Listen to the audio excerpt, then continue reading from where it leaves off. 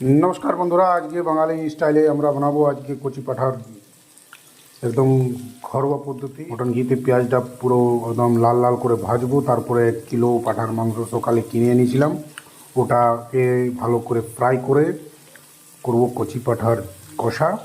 তো দেখতে থাকুন প্রসেসটা, কী কী দিচ্ছি। সমস্ত মশলা দিলাম, আদা রসুন বাটা দিলাম, কাঁচা লঙ্কা আছে, গরম মশলা আছে, মিট মশলা আছে, তারপরে আছে জিরা গোলকি, ধনিয়া। দেখতে থাকো, তখন পেঁয়াজগুলোকে ভাজবো। এবারে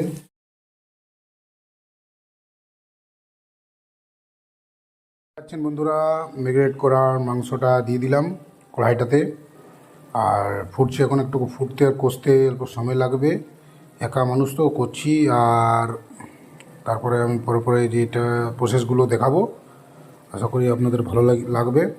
আর ভালো লাগলে কমেন্ট অবশ্যই করবেন আর লাইক করবেন। এই প্রেসার কুকারটাতে দেবো, দেখতে পাচ্ছেন আপনারা।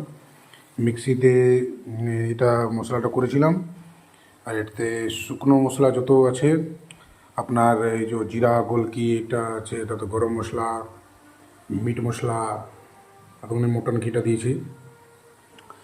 আগের প্রসেস দেখাবোটা। এখন পাঁঠার মাংসটা এখন কষছি। দেখুন 4টা গোটা রসুন দিলাম। তো দেখো বন্ধুরা, কড়াই এখন মাংসটা ফুটছে, অনেকটা কষা হয়ে গিয়েছে আমার। পাশেই আমি একটা টিফিনের মধ্যে গরম জলও করছি, কারণ গরম জলটা দেওয়ার পর আমি প্রেসার কুকারে দেব মাংসটা আরও ভালোভাবে সিদ্ধ করার জন্য। কড়াইয়ে অনেক সময় লেগে যাবে। কড়াইয়ে দেখিয়ে দিলাম, কারণ কড়াইয়ে কষাটা ভালো হয়। তারপরে প্রেসার কুকারে দিয়ে স্টিমে ভালো করে সিদ্ধ করে নেবো মাটনটাকে। আপনারা দেখতে থাকো, এরপর আমি প্রেসার কুকারে দেব। কোনটি চালাবো বলুন, কারণ মাংসটা আমার মা ছুবে না, যতই পাঁঠার মাংস হয়ে যাক। আমাকে আর আমার বাবাকে করতে হয়, বাবা তখন বাড়িতে নেই, একটা কাজে বাইরে গেছে। তো আমি নিজেই করছি। আর মাকে কতই জ্বালাবো বলুন, নিজেও একটা করে রাখা ভালো, পরে পরবর্তীতে কাজে আসবে।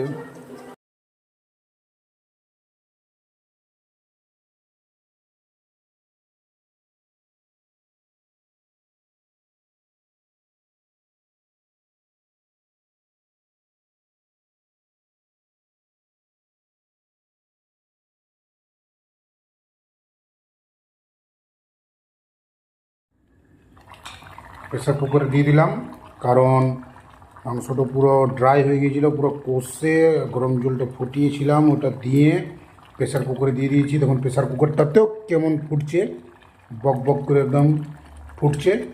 এবারে আস্তে আস্তে ফুটতে ফুটতে আমি ঢাকনাটা প্রেসার কুকারে লাগিয়ে দেবো আর লক করে দেবো। তারপরে দেখি কটা সিটিতে সিদ্ধ হয় মাংসটা, কারণ এটা পাঁঠার মাংস, একটু তো সময় লাগবেই।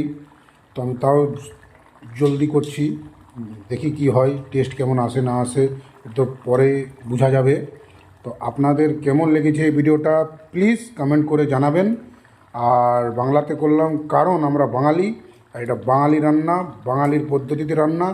তাই জানাবেন নিশ্চয়ই কোথা থেকে দেখছেন সেটাও জানাবেন। আর যদি পছন্দ লেগে থাকে ভিডিওটা লাইক অবশ্যই করবেন, আর পেজটাকে ফলো করে দেবেন। আর ইউটিউব চ্যানেল থেকে দেখছেন তো চ্যানেলটাকে সাবস্ক্রাইব করে বেল আইকন অলে সিলেক্ট করে দেবেন, যাতে ভিডিও আপনার কাছে দ্রুত পৌঁছায়।